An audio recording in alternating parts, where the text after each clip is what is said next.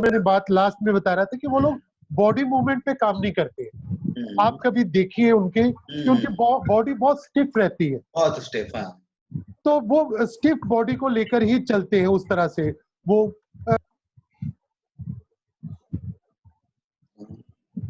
क्या बात, आप म्यूट हो गए हैं। करो।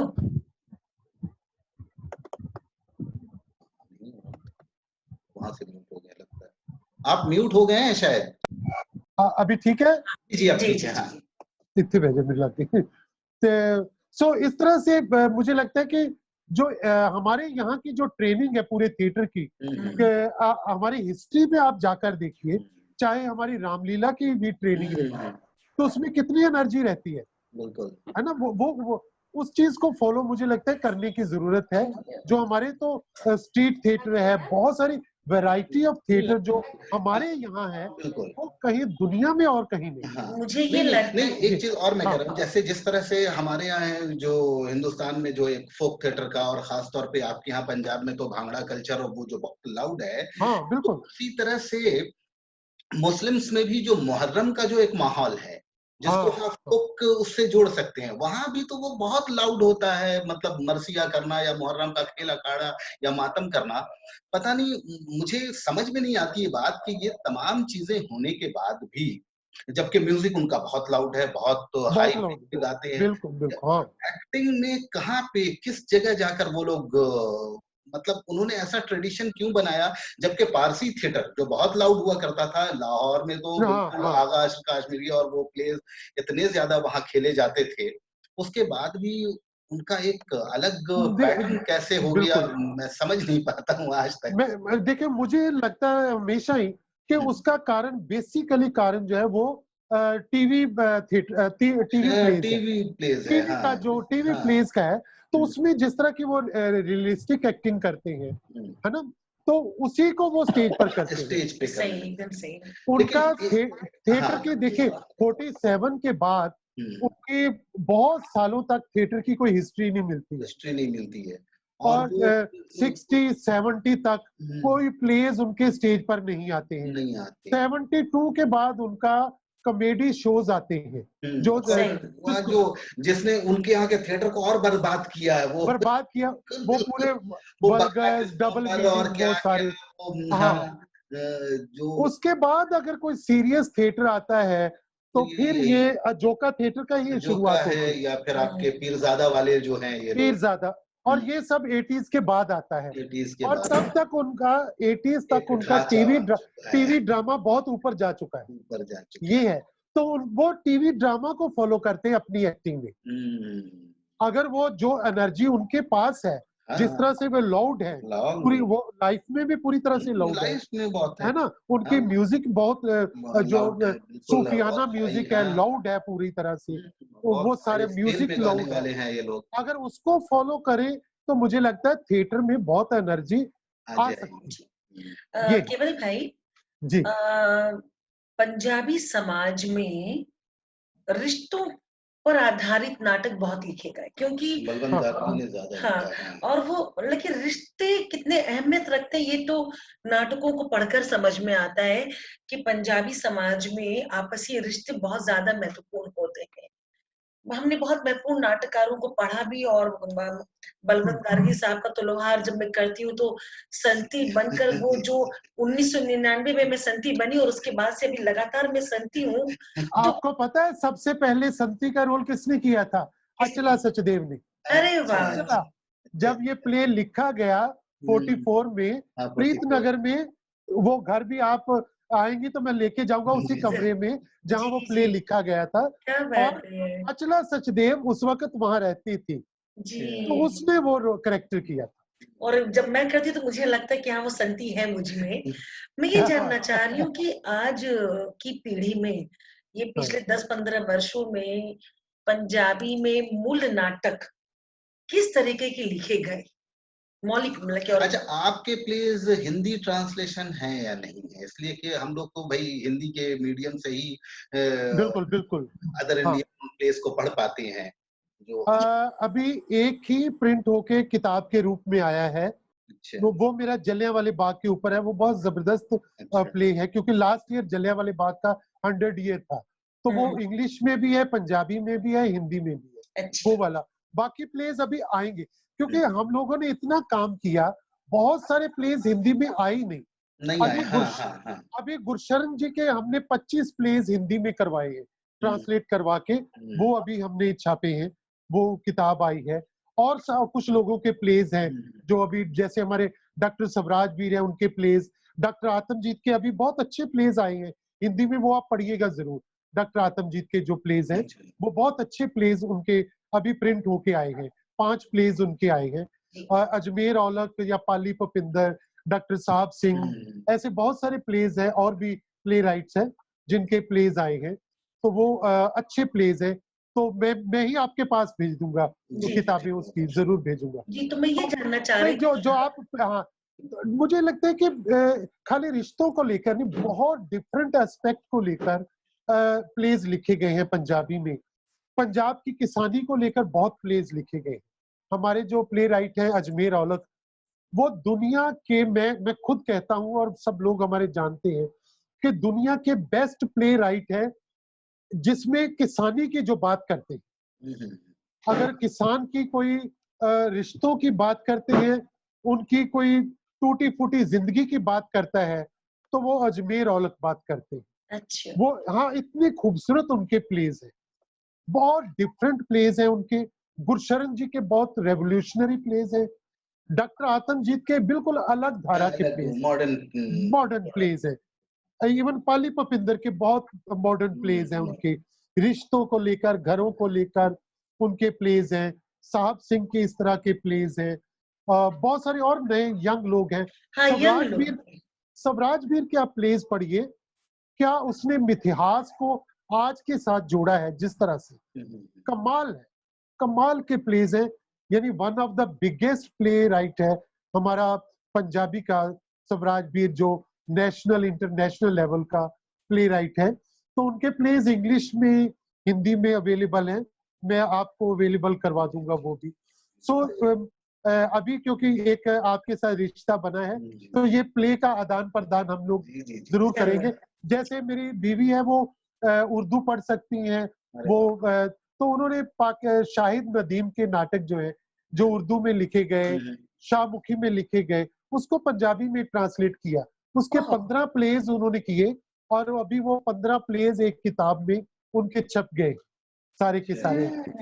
तो हम लोग इस तरह का काम भी करते रहते हैं। ये तो बहुत अच्छा काम कर रहे हैं आप। एक सेतु बन रहा है, मतलब कि दूसरी भाषा का नाटक पंजाबी में अनुवाद हो रहा है, तो उस नाटक का विकास हो रहा है। एक बात और पूछनी है, वो ये, जिस तरह से हम कलकत्ते में हैं, बंगाल में हैं, तो कलकत्ता और ढाका यानी बांग्लादेश और बंगाल, ये दोनों लिटरेचर के हिसाब से बहुत जुड़ा हुआ है। यहाँ के जितने भी बुद्धिजीवी हैं, हैं उनका वहां जाना और वहां से यहाँ आना, और दोनों की भाषा जबान एक ही है, बांग्ला है, और दोनों की लिपि एक है। लेकिन पाकिस्तान और यानी अमृतसर और लाहौर में तो पंजाबी वहाँ मतलब उर्दू लिपि, जिसको पर्शियन रस्म खत जिसको हम कहते हैं, उसमें लिखी जाती है। अब वो लिटरेचर कितना मार खा रहा है। एग्जैक्टली ये चीज है। धालीवाल गुरुमुखी में लिख दिया और केवल धालीवाल हमने उर्दू में लिखा। साउंड तो वही मिल रहा है, लेकिन अलग हो गई। तो ये पार्टीशन में ये भी वो बहुत बड़ा नुकसान हो रहा है। जो फायदा बांग्लादेश और वेस्ट बंगाल को एक बहुत बड़ा फायदा है कि दोनों की लिपि एक है, दोनों की भाषा एक है, लेकिन वहाँ भाषा एक है लेकिन लिपि अलग हो जाती है। ये ऐसा ही है, जब ये मुल्क बढ़ते हैं ना, तो उसका नुकसान खाली आदमी को ही नहीं होता है, देशों को नहीं होता है, भाषा को भी होता है। ये नुकसान मगर बंगालियों का नहीं हुआ। हाँ, बंगालियों का नहीं हुआ। वो तब ये हुआ कि वो जैसे यहाँ ये पंजाब था, तो लाहौर में क्योंकि शाहमुखी थी, इधर बिल्कुल गुरमुखी थी, तो ये एक ही लैंग्वेज होते हुए उसकी लिपि 2 तरह की है। अच्छा, उसकी लिपि 2 तरह के। सिंधी भी 2 लिपि में लिखी जाती है। हम लोग बोलते एक जैसा है। जैसे हम लाहौर और अमृतसर वाली हम बोलते ऐसे ही है, जैसे पंजाबी बोलेंगे तो एक जैसी बोलेंगे, मगर लिखेंगे तो उसकी लिपि चेंज हो, लिपि चेंज हो जाती है। लिपि चेंज होती है। ये भी एक नुकसान तो हुआ है, ये तो हिस्ट्री है। सो चलिए अब हम लोग अभी विराम देते हैं बातों को। बहुत दिल चाह रहा है कि मैं कलकत्ता आऊँ, आपके सामने बैठूं। पूछना चाहती हूँ। पार्वती, हाँ पार्वती, मैम मैसेज की हूँ। पूछो पार्वती पूछो। हाँ सर, नमस्ते। मैं प्रश्न पूछना चाहती हूँ ना कि आप अभी अपने जीवन के बारे में बताया, तो मैंने देखा आप लगातार करते गए, एकदम लगातार, मतलब वो संघर्ष कहीं रुका नहीं है। हाँ। तो मैं पूछना चाहती हूँ कि वो किस तरह हुआ कि रुके नहीं, मतलब क्या वजह, मतलब क्या एक गांठ बांधे थे आप कि आप कभी रुके ही नहीं? हाँ, वो एनर्जी क्या थी आपकी काम करने की? बस एक जुनून था। जैसे मैं एनएसडी में भी गया तो इंटरव्यू में पूछा गया कि तुम क्या करोगे एनएसडी करके, तो मैंने कहा मैं वापस जाके थिएटर करूंगा। तो उन्होंने कहा सब लोग आते हैं तो बाद में फिल्मों में चले जाते हैं। तो मैंने कहा नहीं, आप लोग देखेंगे कि मैं थिएटर ही करूंगा। तो मेरे अंदर एक जुनून था एक थिएटर को लेकर। मुझे लगता है कि जो बात मैं थिएटर में कर सकता हूँ, जो बात मैं, जो एक्सप्रेशन मैं थिएटर में दे सकता हूँ, वो मैं कहीं फिल्म में दे ही नहीं सकता हूँ, वो मैं कर ही नहीं सकता हूँ। मुझे जो लोगों का सामने रिस्पांस मिलता है, जो बाद में क्लैपिंग मिलती है, क्योंकि पैसा इतना मिले ना मिले, क्योंकि पैसे के लिए थिएटर नहीं किया जाता है। वो आपके अंदर एक आग होती है, जो यहाँ कुछ जलता है ना आपके अंदर, यहाँ एक कुछ जलता रहता है, तो वो आपको बनाए रखता है। तो मुझे लगता है मुझे उन चीजों ने बनाया। मेरे बाप ने 47 देखा था, वो 47 का बंटवारा मेरे फादर साहब ने देखा था। मैं हर रोज मैं बहुत इमोशनल हूँ, मेरे बाप से कहानियां सुनता था 47 की। मैंने 84 देखा, जब अमृतसर में ऑपरेशन ब्लू स्टार हुआ, गोल्डन टेम्पल के ऊपर अटैक हुआ। मैं जब वो प्रधानमंत्री इंदिरा गांधी का कत्ल हुआ, तो हम लोग बॉम्बे में शो कर रहे थे, तब हमारे ऊपर भी अटैक हुआ। हमने वो पीरियड भी देखा हुआ है। तो ये चीजें हमें सोने नहीं देती, ये चीजें हमें भूलती नहीं है। और मैं समझता हूँ कि जब कभी भी कहीं कुछ होता है, जैसे अभी जो कुछ हो रहा है 2020 में, जो कुछ भी हुआ, जो लोग मरे हैं, जो लोग घरों में कैद हो गए कोविड-19 में, और वो एक्सप्रेशन कौन दे सकता है? ये न्यूज अखबार वाले, मीडिया वाले तो न्यूज देंगे, मगर वो एक्सप्रेशन थिएटर दे सकता है। इन लोगों के अंदर जो सूख गया है, अभी जो हम लोगों के अंदर जो टूट गया है 2020 में, जो टूटा है, ये थिएटर बताएगा। जो संघर्ष मजदूरों ने पैदल चलकर किया है, भूखे पेट, नंगे पांव, ये मीडिया तो इसकी खबर देगा, रिपोर्ट देगा, मगर उनके अंदर की जो भाषा है, उनका अंदर का जो दर्द है, वो थिएटर दिखाएगा, थिएटर ही बता सकता है। तो हम लोग इस तरह से इमोशनली, इन चीजों ने मुझे जोड़े रखा कि जब आप लोगों के लिए काम करते हैं, लोगों के हो जाते हैं, तो फिर आप जुड़े रहते हैं, वो चीजें आपको टूटने नहीं देती है। तो मैं इस तरह से जुड़ा रहा। इसी सिलसिले में आपको मैं एक अपनी बात बताती हूँ। अभी पिछले दिनों नरेंद्र मोहन साहब की कविता है, लंबी कविता, एक अदद सपने के लिए, हाँ, ये हमने किया था। इसमें से बहुत सारे कलाकार यहाँ भी मौजूद है जिन्होंने इस कविता में अभिनय किया, और ये बंटवारे पर ही आधारित है। कहीं बंटवारा शब्द है, लेकिन दर्द तो वही है। और केवल साहब भाई, इस कविता को करते वक्त में हम सभी कलाकार कितनी बार इमोशनल हुए।